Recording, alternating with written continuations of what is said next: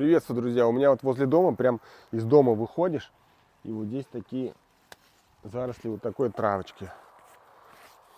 Видите, она сверху гладкая, кожистая, а снизу такая пушистенькая, теплая.